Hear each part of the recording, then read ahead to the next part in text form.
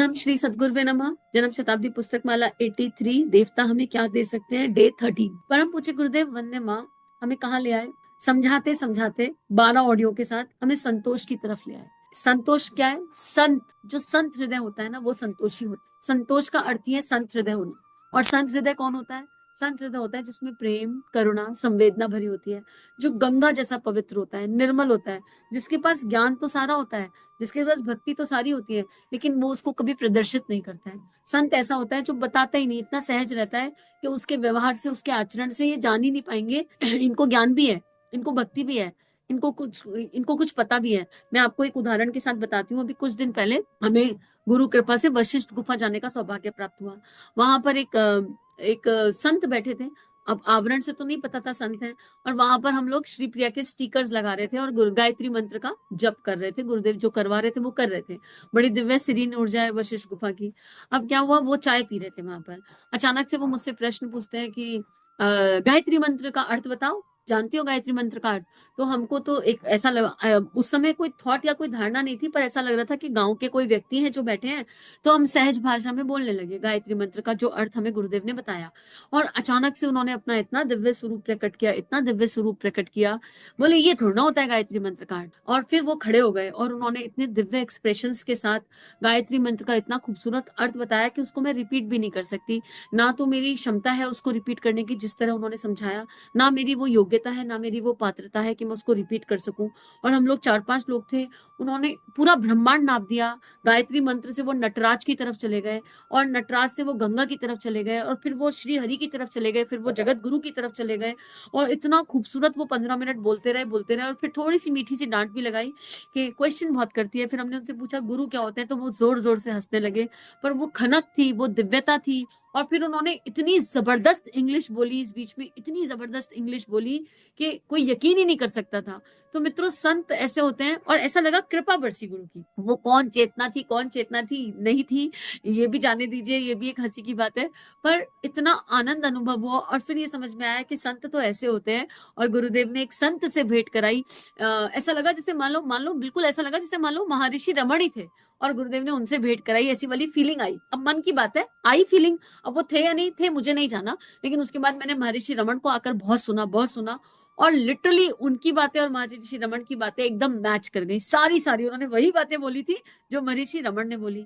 तो संत अपने आवरण से अपने आप को सिद्ध नहीं करते, और गुरु कृपा से ही प्रकट होते हैं। किसी का आवरण देखकर उसका अंतःकरण नहीं जाना जा सकता। परम पूज्य गुरुदेव कितने सिंपल दिखते थे। कोई देख के कह सकता था खादी के कुर्ते में ये व्यक्ति जो जब जगह ट्रैवल कर रहा है, इसके भीतर गायत्री के 24 लाख के 24 अनुष्ठान बड़े बड़े हैं। इसके भीतर वो शक्ति भरी पड़ी है कि सुनसान के सहचर लिखा है। इसके भीतर वो शक्ति है कि हिमालयों में रीछ वानरों से, हाथियों से, शेरों से अकेले लड़कर आया है। देखकर देखिए परम पूज्य गुरुदेव का जो ढांचा था, वो देखने में आवरण में कितना सिंपल था और मौन रहते थे। तो हम आवरण से अंतःकरण नहीं जान सकते।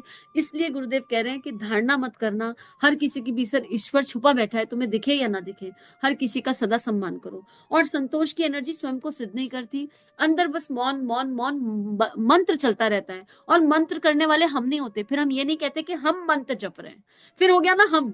ये द्वैत की एनर्जी नहीं है। इसमें तो आपका इष्ट ही आपसे अपना नाम जपवाता है, या आपका इष्ट ही नाम जपता है। अपना नाम आप जपावे, मां आनंद में कहती है अपना नाम आप जपावे। ऐसा हो जाता है। बड़ा दिव्य है ये। और एक मुस्कुराहट हमेशा बनी रहती है। इतनी इतनी बड़ी वाली मुस्कुराहट बनी रहती है। और ये मुस्कुराहट किसी चीज पर डिपेंडेंट नहीं होती। ये मुस्कुराहट अकारण होती है। और ये क्या एक चमत्कार नहीं है, भीतर से आ रही होती है। मतलब आपके शरीर में दर्द हो, आपको चोट लगी हो, आपके घर की परिस्थितियां बिगड़ी हो, कुछ कुछ भी हो रहा हो, पर वो चमत्कार ही तो है कि ऐसी परिस्थिति में भी आप मुस्कुरा रहे हो। और वो अंदर से निकल कर आती है, उस पर आपका कंट्रोल भी नहीं होता। और आप बस मुस्कुराते रहते हो। मतलब मुझे नहीं पता इस आनंद को मैं कैसे समझाऊं या कैसे बताऊं, पर डेफिनेटली आप तक ट्रैवल जरूर करेगा। और जब गुरुदेव चाहेंगे तब ट्रैवल करेगा। और गुरुदेव ये आनंद देने के लिए तो ये स्वाध्याय करवा रहे हैं। तो गुरुदेव कह रहे हैं क्या है। और देखो मुझे नहीं पता था अगले पेज पर क्या लिखा है, पर अगली हेडिंग पढ़ती हूँ तो यही है, अंदर की खुशी एक दिव्य वरदान। और मित्रों, ये वरदान तो मिलता है, इसमें तो कोई डाउट ही नहीं है। आप हर समय मुस्कुराते हो, हर समय आनंद में रहते हो, सोते जागते उठते आपको मुस्कुराते हुए अपने इष्ट की छवि अनुभव होती रहती है। बाहर नहीं भीतर, बाहर नहीं भीतर। आपको यकीन ना हो ना, आप एक काम करना, ये बात आज तक शायद कही नहीं। आप चैनल के कम्युनिटी पोस्ट पर जाइए, कम्युनिटी पोस्ट पर आपको मीरा भाव के काव्य मिलेंगे। आप केवल 15-20 काव्य उठा के पढ़ लीजिए और आप ये सोचकर पढ़ना कि आपने लिखे हैं, आपके भीतर के कृष्ण ने लिखे हैं, आपके भीतर की गुरु शक्ति ने लिखी है। आप देखना आपके भीतर मुस्कुराहट अपने आप जन्म ले लेगी। ये सोचना ही मत कि किसी और ने लिखे और आपको पढ़ना है। आप सोचना आप ही ने लिखे है, आपके भीतर से आपके इष्ट ने लिखे और आप पढ़ रहे हैं। आपको आनंद आ जाएगा। आपको प्रकृति से प्रेम है, थोड़ा स्क्रॉल करना, नीचे की तरफ जाना, आपको प्रकृति से रिलेटेड काव्य मिलेंगे। आप सोचना आपका पंच तत्वों से संवाद हो रहा है और पंच तत्व आपसे बात कर रहे हैं और आप देखना कैसी मुस्कुराहट भीतर से जन्म लेगी। तो परम पूज्य गुरुदेव कह रहे हैं, मित्रों खुशियों के दो तरीके हैं। एक खुशी बाहर से आती है, जैसे खाना खाने के समय कोई जायकेदार चीज मिल जाए तो यह एक बाह्य खुशी है। सांप क्या खाकर आए, पेड़े खाकर आए, लड्डू खाकर आए, अच्छा ठीक है। और एक खुशी वो होती है जो आपको सिनेमा देखकर आए, आपको मिलती है। ये खुशियां कौन सी हैं? ये चीजें मिलने की वजह से खुशियां होती हैं। ये खुशियां होती तो हैं पर थोड़ी देर के लिए होती हैं, थोड़ी देर ही ठहरती हैं, फिर गायब हो जाती हैं। चलो आपको खाने की कोई चीज पसंद है, आपको पेड़े पसंद है, कितने पेड़े खाओगे? 2 पेड़ों में खुशी है, 3 में भी खुशी है, 4 में भी खुशी है, 40 दुख का कारण बन जाएंगे। ये वो खुशी है जो जरूरत से ज्यादा मिल जाए तो दुख का कारण बन जाती है। ऐसी खुशी का क्या फायदा जो एक समय बाद दुख का कारण बने? सिनेमा अच्छा लगता है, चलो देखो, एक दिन में कितनी मूवी देख सकते हो? एक खुशी दे रही है, आनंद दे रही है, 2, 3, 4, एक टाइम पर सिर फटने लगेगा, सिर दर्द होने लगेगा, आंखें लाल पड़ जाएंगी, फिर ये खुशी दुख का कारण बन रही है। कोई भी खुशी हमें जो देह की मिल रही है उसको जरूरत से ज्यादा भोग लेने पर वो दुख का कारण बन जाती है। तो क्या ये खुशी सच्ची खुशी है जो लॉन्ग ज्यादा करने पर दुख का कारण बन जाती है, जो ज्यादा होने पर शरीर का भी हार्म करती है, आत्मा का भी हनन करती है? हमें ये विचार करने की आवश्यकता है। इसका मतलब मैं आपसे ये नहीं कह रही हूँ कि पेड़े खाना छोड़ दो, पेड़े खाओ पर उनसे चिपको मत, उनसे अटैच मत हो। मैं ये भी नहीं कह रही हूँ कि सिनेमा मत देखो, देखो, सीखने की दृष्टि से देखो, सेलेक्टेड सिनेमा देखो। आजकल बहुत ऐसी मूवीज आने लगी है जो हमें बहुत कुछ सिखा देती हैं। तो मूवी देखने जाओ, मूवी आपको ना देखने लगे। आप मूवी देखो, सजगता से देखो, अपनी आत्मा को एक तरफ देख के देखो कि अगर मैं यहाँ आया हूं तो मुझे क्या सीखने को मिलेगा। गाने सुनो लेकिन उनके लिरिक्स पर ध्यान दो कि कौन कौन से शब्द हैं। प्रज्ञा गीत सुनकर देखिए, वंदना गीत माला सुनकर देखिए, कोई भी गाना सुनिए। आप किसी भी गाने को अपने इष्ट को अर्पित समर्पित कर सकते हैं, बॉलीवुड सॉन्ग को भी कर सकते हैं, कोई दिक्कत वाली बात नहीं है। इंटेंशन, ऊर्जा कहाँ है, उसके शब्द कैसे हैं, उन पर ध्यान दो। तो गुरुदेव कह रहे हैं ये खुशियां ऐसी हैं जो थोड़ी देर ठहरती हैं। सिनेमा देखकर आए आए और गायब हो गया, मिठाई खाकर आए और गायब हो गया। थोड़ी देर में ये खुशियां गायब हो जाती हैं और इनको ज्यादा ग्रहण कर लो तो ये दुख देने लगती हैं, तकलीफ देने लगती है। ये टिकाऊ नहीं होती। टिकाऊ चीज क्या है? जो भीतर से निकलती है और उसी का नाम है शांति। शांति का दूसरा नाम है संतोष। शांति के बारे में जो आपने सुन रखा है, उस चैन को शांति नहीं कहते। कोई मुसीबत ना आए, हल्ला गल्ला ना मचे, कोलाहल ना हो, इसे शांति नहीं कहते। गुरुदेव शांति की परिभाषा बता रहे हैं। हम कहते हैं थोड़ी शांति हो ना तब जब करेंगे, और हम कौन सी शांति कह रहे हैं? हमारे घर में 5 छोटे छोटे बच्चे हैं, ये बिल्कुल शोर मचाना बंद कर दें, कि ये पॉसिबल है? अब हम कहें हवा तू ठहरना बंद कर तब हम जब करेंगे, ये पॉसिबल है? सूरज तू प्रकाश मत दे। अरे हर जीव अपनी प्रकृति के अनुसार चलेगा। हर जीव की, हर उम्र की, हर चीज की अपनी एक प्रकृति है। अब अगर घर में छिपकली है तो वो रहेगी। आपके घर में पूर्ण शांति हो गई, ऑफिस जाने वाले ऑफिस चले गए, स्कूल जाने वाले स्कूल चले गए, ठीक है, अब आप घर में अकेले हैं। क्या आप वाकई में शांत हैं? अकेले हैं? अब बंद करिए, जब आंख बंद करते ही मौसी, नानी, ताई, बुआ, चाची, पति, बच्चे सब याद आ जा रहे हैं, ये शांति है? आंख बंद करते ही पूरा का पूरा संसार भीतर तो लेकर बैठे हैं, भीतर से संसार को निकाल दो, शांति आ जाएगी। संसार को जियो पर उसे चित्त पर मत धरो। हमने संसार को भीतर बसा लिया है और फिर कह रहे हैं शांति नहीं है। अब तो घर में अकेले थे, चलो कोई कहेगा नहीं हमें तो किसी का चिंतन नहीं आता, हम तो बस गायत्री मंत्र करते हैं। अच्छा ठीक है, गायत्री मंत्र करते हो, बहुत अच्छी बात है, आपको बधाई। अब आपके मंत्र करते करते अचानक आंख खुली और आप देख रहे हो कि थोड़ी दूर दीवार पर एक छिपकली बैठी है। शांति बनी रहेगी कि चली जाएगी? एक कॉकरोच दिख गया। अब ये जीव है, ये तो अपनी प्रक्रिया, अपनी प्रकृति के अनुसार खेलेंगे। आपको तो कुछ नहीं कह रही वो छिपकली थोड़ी दूर में है, लेकिन आपकी शांति भंग हो गई एक छिपकली से, एक कॉकरोच से आपकी शांति भंग हो गई। आप सोच रहे हिट मंगाऊं कि लक्ष्मण रेखा मंगाऊं, इसे मारूं कैसे? ये शांति है कि हमने जीव की हत्या के बारे में सोच लिया जब करते हुए, इसे मारें कैसे, इसे भगाएं कैसे? आप बताइए, ये शांति है?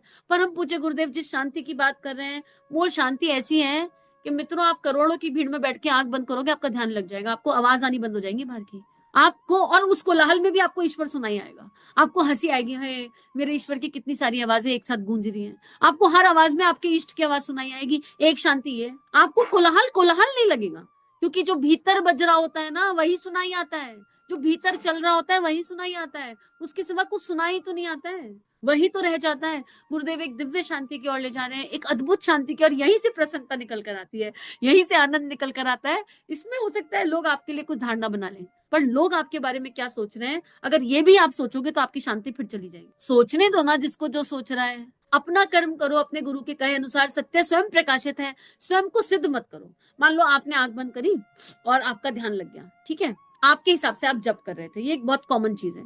अब आपकी देह क्या कर रही है आपको नहीं पता, हो सकता है देह लटक गई हो सकता है गर्दन झुक गई हो सकता है आप बाहर खर्राटे भी ले रहे हो, ये भी संभव है। हो सकता है ध्यान करते करते आपकी राल गिरने लगी हो, जब बिल्कुल लॉस्ट अवस्था में आप उठे, आपके बाजू वाले ने कह दिया ले हो गई नींद पूरी, जब के नाम पे 2 घंटे सोकर उठे हो, और इसके बाद आप सिद्ध करने लगे अरे तुमको पता क्या है हमारी अवस्था क्या है, हम सो थोड़े ना रहते हैं, हम जब कर रहे थे। आपने कर दिया सारा जब बराबर। अरे सामने वाले ने आपको सोता हुआ माना, आपकी प्रॉब्लम क्या है, आपको क्यों सिद्ध करना है उसको कि मैं तो जप ही कर रही थी, मैं तो जप ही कर रहा था, तुमने मुझे सोता हुआ क्यों माना। बाहर से जो दिखेगा वो तो वही बताएगा ना। आपकी देह निढाल थी, आपकी देह में नहीं था उस समय प्राण, आप गायत्री माता के साथ थे, आप अपने इष्ट के साथ थे, तो देह की अवस्था के अनुसार ही तो बाहर वाले की धारणा बनेगी। पर आप जागृत होने के बाद उसे देह की अवस्था क्यों सिद्ध कर रहे हैं, और आत्मा की अवस्था को सिद्ध नहीं किया जा सकता। आत्मा की अवस्था को जो सिद्ध कर रहा है वो आत्म अवस्था पर गया ही नहीं है, उसको जरूरत ही नहीं है प्रमाण देने की। वो कहे सो के उठे, बोलो हाँ भाई गायत्री माता की गोदी में जो नींद आती है ना, रात भर बिस्तर पर सोकर भी नहीं आती, बहुत मजेदार नींद है, हम तो ये नींद रोज लेना चाहते हैं, आज 2 घंटे के लिए कल 3 घंटे ले लें, तुम्हें चलेगा, कोई दिक्कत तो नहीं। बस इतना कह के, और इतना भी कहने की आवश्यकता नहीं पड़ेगी, सच पूछो तो ये भी, इसमें भी अगर सरकाज़्म से कह रहे हो तो मत कहना। अगर आपके मन में ये सुनकर 2 घंटे से सो रही है हलचल हो गई, तो समझ लो आपकी शांति भंग हो गई। तो किसी से कुछ मत कहो, उस आत्मा को थैंक यू डालो और देखो मेरी शांति कहाँ चली गई, क्यों मुझे अपने आप को प्रणाम करना है, क्यों मुझे ये बताना है कि मैं तो जब तब स्वाध्याय में थी, क्यों मुझे ये सिद्ध करना है। ये जो सिद्ध करने की ऊर्जा, यही अहंकार है। शांति और अहंकार एक साथ नहीं रह सकते, मैं और शांति संभव नहीं है एक साथ। ये वाली शांति, जिस शांति की बात गुरुदेव कर रहे हैं, इस शांति में आप किचन में काम कर रहे हैं, दूध निकल गया, कोई बात नहीं, आप कपड़ा लाएंगे साफ कर देंगे, आप अंदर से नहीं हिलेंगे। बाहर का उबलता हुआ एक बूंद दूध निकल जाए तो बहनों की हार्ट बीट ऊपर नीचे हो जाती है, और कम से कम 4 लोगों को बताती है बस हनी आज तो दूध निकल गया, आज तो दूध निकल गया, आज तो दूध निकल गया। प्रॉब्लम क्या है, दूध निकलने से ज्यादा प्रॉब्लम है काम भरने से। वो जो दूध निकलने के बाद गैस की सफाई करनी पड़ी ना, उसने अशांत कर दिया। उसकी दिक्कत वो नहीं है दूध निकला था 50 ग्राम, 1 ग्राम, 4 ग्राम, दिक्कत वो सफाई है। अरे तो उसको भी भगवान का काम मन के कर लो ना, और अगली बार के लिए थोड़ा सजग हो जाओ, थोड़ा और ध्यान रखेंगे। आपने खाना बनाया, भगवान ना करे किसके साथ ऐसा सब्जी जल गई, बस उठ के नहीं बना लो ना, दुखी क्यों होना है। 6 घंटे शांति चली गई, आज तो बनाओ थे, सब्जी जल गई, ऐसा हो गया। सब्जी जलने का दुख तो है, चलो 4 पैसे का भी दुख है, वो एफर्ट, दोबारा सब्जी काटो, दोबारा बनाओ, सोचो भगवान आज यही करवाना चाहते हैं, शांति से करो ना। सैलरी 4 दिन डिले हो गई, शांति चली गई, अरे आएगी, तुम्हारा श्रम है, लौट कर आएगा, कोई दिक्कत नहीं है। 4 दिन लेट आई तो क्या हो गया। जरा जरा सी बातों से शांति चली जाए वो शांति नहीं, किसी ने कान पर चिल्ला दिया और शांति चली जाए वो शांति नहीं। और अगर हम इस शांति को ढूंढ रहे हैं कि पहले सब शांत हो जाए फिर हम शांत होंगे, तो भूल जाओ, भूल जाओ। अगर ऐसा सोच रहे हो कि सब कुछ शांत होने के बाद हम शांत होंगे, तो मुझे तो नहीं पता ऐसी शांति इस संसार में अवेलेबल है क्या। भैया किसी को मिले ना तो मुझे जरूर बताना ईमेल करके कि दीदी हमें ये वाली शांति मिल गई है ना, बहन जी हमको ये शांति मिल गई, हाँ, हमारे आसपास सब कुछ शांत हो गया। खाली घर में भी हम शांत नहीं रहते, हमारे अंतःकरण में इतने विचार चलते रहते हैं, इतनी भावनाएं चलती रहती हैं, और फिर हम थोड़ी देर में खुद ही किसी को फोन लगा लेते हैं। सच्ची बात तो ये है, फोन नहीं लगाते तो फेसबुक उठा लेते हैं, इंस्टाग्राम उठा लेते हैं, रील उठा के देख लेते हैं। कहाँ रह रहे हैं शांत, थोड़ी देर में मोबाइल उठा लेते हैं। अरे आप घर में 8 घंटे अकेले हो, क्यों नहीं 8 घंटे आपसे जप हो रहा, 15 मिनट 2 घंटे करके कहते हैं थोड़ी कमर सीधी करने ला ला, देखे तो मोबाइल में क्या, और फिर व्हाट्सएप, फिर खो गए, बस गए, फिर मोबाइल, इंस्टाग्राम, व्हाट्सएप और खत्म। ये शांति है। तो चलिए एक दिव्य शांति की और गुरुदेव ले जा रहे हैं, उसकी तरफ चलते हैं। और उसमें इतनी मुस्कुराहट है, इतनी मुस्कुराहट है, और वो इतने आनंद वाली मुस्कुराहट है कि वो खनक ही है, वो बस गुरुदेव अनुभव करा दे इसी भावना से गायत्री मंत्र, कि हम सब उस शांति को जी पाए, हम उस खनक को जी पाए, उस मुस्कुराहट को जी पाए, उस आनंद को जी पाए। और उस आनंद के आगे ये पूरा संसार, ये पूरा ऐश्वर्य बेकार है। उस आनंद के आगे ना बस वो आनंद ही है, वो सर्वोपरि है, क्योंकि वो ही परमात्मा है। परमात्मा का दिव्य स्वरूप ही आनंद है। भगवान को देखा नहीं जा सकता, बस इस आनंद के रूप में अनुभव किया जा सकता है। इदम श्री सद्गुरुवे नमः। ओम भूर्भुवः स्वः तत्सवितुर्वरेण्यं भर्गो देवस्य धीमहि धियो यो नः प्रचोदयात्। सभी अपना ध्यान रखिए। इन भावनाओं को विश्वव्यापी बनाने के लिए सभी को आभार। सभी को प्रणाम। श्री प्रिया काउंसलिंग चैनल और देव परिवार चैनल पर जो वीडियोस आपको मिल रहे हैं, अगर ये आपके जीवन को बदल रहे हैं तो ये केवल गुरु कृपा है। आइए इस गुरु कृपा को विश्वव्यापी बनाए। जो भी लिंक आप सुनते हैं, आपको जो भी लिंक अच्छे लगते हैं, उनको अपने व्हाट्सएप स्टेटस, फेसबुक स्टेटस, सारे सोशल नेटवर्किंग साइट्स पर लगाइए। इस टेक्नोलॉजी के माध्यम से आइए ऋषियों की, संतों की लेखनी को विश्वव्यापी बनाते हैं। जय हिंद, जय भारत। इदम श्री सद्गुरुवे नमः।